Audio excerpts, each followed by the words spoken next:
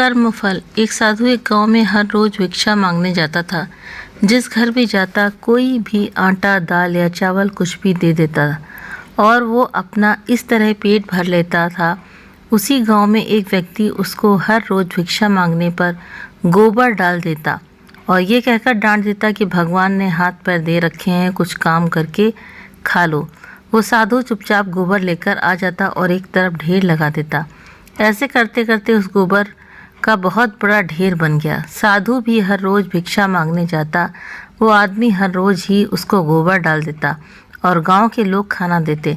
ऐसे करते करते दोनों का समय बीत गया और जब दोनों अपनी जीवन यात्रा पूरी कर भगवान के घर पहुँचे तो गोबर डालने वाले इंसान को खाने में भगवान के घर गोबर मिला। तो उसने कहा, भगवान ये कहा कि हे प्रभु, मैं गोबर कैसे खा सकता हूँ?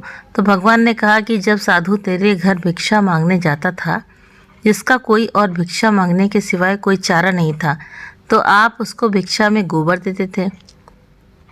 वही गोबर का ढेर अब इतना बड़ा हो गया है कि आपके खाते में हिस्से में अब गोबर भी आएगा।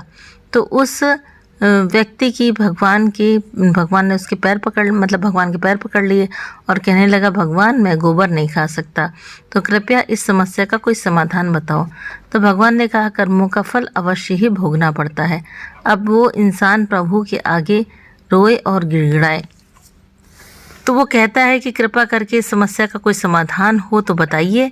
तो भगवान बोले, इस सारे गोबर को आप हर रोज़ एक कपड़े में डालकर पानी के साथ धोते रहो, इस प्रकार आपके कर्म कट जाएंगे। ऐसा करते करते उसको गोबर को धोने में कम से कम 1 साल लग गया। कम से कम 1 साल लगा और सबसे लास्ट में गोबर का जो आखिरी अंश भूस और घास के कुछ हिस्से कपड़े के ऊपर रह गए थे। तो भगवान बोले, अब आपको ये हिस्सा तो खाना ही पड़ेगा। वो इंसान फिर रोए और कहे कि इसको कैसे खाऊं प्रभु? तो प्रभु ने कहा कि किसी के बुरे कर्मों को मैं कम कर सकता हूँ पर बिल्कुल ख़त्म नहीं कर सकता हूँ, इसलिए आपको ये तो खाना ही पड़ेगा। तो भगवान ने उसे समझाया कि आप गोबर खाने से बच गए, अगर आप उसको ना धोते तो वो सारा गोबर जो है आपको आपको खाना ही पड़ता।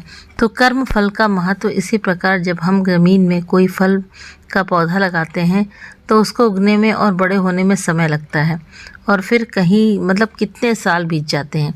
2 साल बाद बड़ा होता है, फिर उस पर फल आते हैं। क्योंकि किसी भी कर्म का फल देना देर में मिलता है, चाहे वो अच्छा हो या बुरा हो। ये आपके ऊपर निर्भर करता है कि आप कौन सा कर्म कर रहे हैं। फल मिलने में समय ज़रूर लगेगा पर मिलेगा ज़रूर। यही समय और परमात्मा का नियम है कि हमारे द्वारा किए गए हर कर्म का सुख और दुख हमारे कर्मों के ऊपर ही निर्भर करता है। हमें सुख और दुख अपने द्वारा किए गए कर्म का हिसाब किताब चुकता करना ही है। ये ध्यान रखिए कि हमने कर्म किया है वो आपको कर्म काटना ही पड़ेगा। तो कहते नहीं कि गुरु की शरण में जाने से सखियों मस्तक रेख मिटाता है। तो कहने का मतलब है कि कर्म तो आपको काटना ही पड़ेगा। जैसे गुरु ने एग्जाम्पल बताया कि अगर आप बीज धरती पे डालते हो तो शायद वो उगे ना उगे, लेकिन कर्म का बीज ऐसा है कि आपको उसको काटना ही पड़ेगा, वो उगेगा ज़रूर। तो इसलिए ऐसे कर्म करिए कि जिसका फल ना भोगना पड़े। वो सारे कर्म भगवान के अर्पण करके, जैसे किसी ने पूछा कि मच्छर और मक्खी आते हैं तो उनको मारना क्या पाप है? अगर आप ये समझ लेते हो कि उनको मारना पाप है तो पाप है।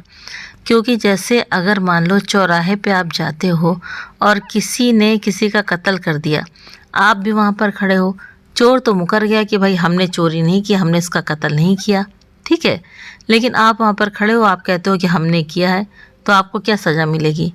आपको फांसी की सज़ा मिलेगी। तो इसलिए कोई भी कर्म करते हुए ये ना कहें कि मैंने किया। जब मैंपन आता है तभी वो कर्म बनता है और तभी ही उसका कर्म भोगना ही पड़ता है। तो जब बकरी मैं करती है तो उसका गला काटा जाता है। तो इसी तरह से मैं नहीं करना है कि भगवान तेरे सब अर्पण, ना मैंने अच्छा किया ना बुरा किया। अच्छा कर्म भी करें तो भगवान के अर्पण करके चलें कि भगवान मैंने ये कर्म किया ही नहीं, सब आपके अर्पण। बस जानबूझकर हमें कोई गलत कर्म नहीं करना है, बस इसकी समझ रखना है। तो गुरु जो है जीवन जीने की कला बताते हैं और कैसे इस जीवन में जीना है उसकी कला बताते हैं कि आपका जीवन कैसे सुखमय बने। तो इसके लिए ध्यान दीजिए। हरि ओम तत्सत।